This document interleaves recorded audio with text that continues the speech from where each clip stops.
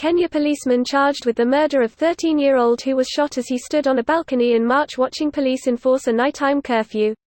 Here's a summary of the article. A Kenyan policeman has been charged with the murder of 13-year-old Yasin Moyo, who was shot as he stood on a balcony in March watching police enforce a nighttime curfew. Outside court, his lawyer said the state would have to prove that the bullet that killed the teenager came from his client's gun. The case comes amid concern in Kenya over the level of police violence used to enforce coronavirus restrictions. A nighttime curfew was introduced at the end of March, along with other measures, in order to slow the spread of COVID-19.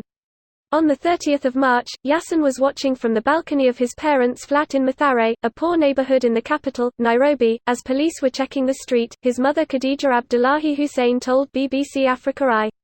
Mr. Ndima was charged after an investigation by the country's Independent Policing Oversight Authority.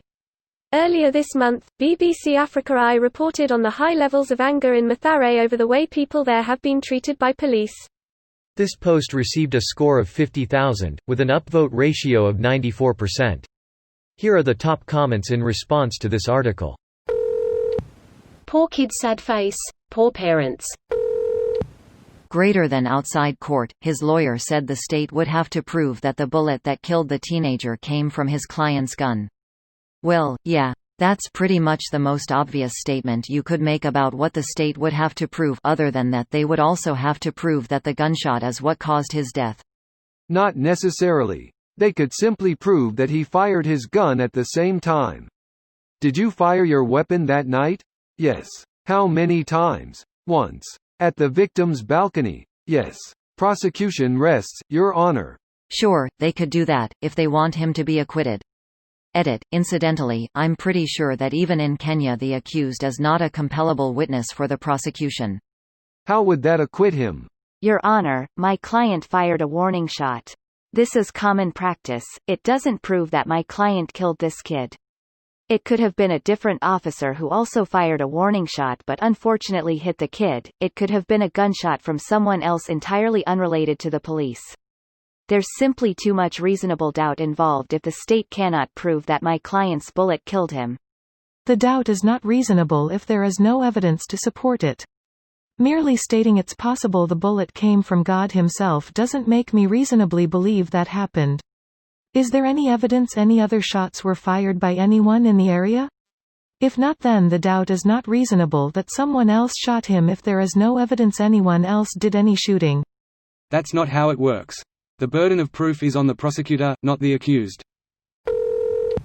Kenya is such a third-world country, they still charge their police officers with wrongdoing. Greater than Mr. Dima was charged after an investigation by the country's Independent Policing Oversight Authority. Their police don't even investigate themselves. What losers? They should try freedom instead. Yeah, and start by announcing they struck oil. We did it, guys. We struck some freedom juice. In America, this would result in a 3-day paid vacation. More like pension for life, no need to work anymore. Extra money for being traumatized for shooting the child in first place. He should sue the kid's parents as well. It's sad that this is a genuine option. Someone actually did, if I remember correctly, very recently as well. Do you have an article for that? That's one of those things I don't want to read, but feel I should. I think the most popular is Trayvon Martin's killer. This video was automatically created by Reddit to speech. The article and comments in this video were selected from Reddit according to their upvotes, and any paraphrasing was performed by smmry.com, without any human intervention.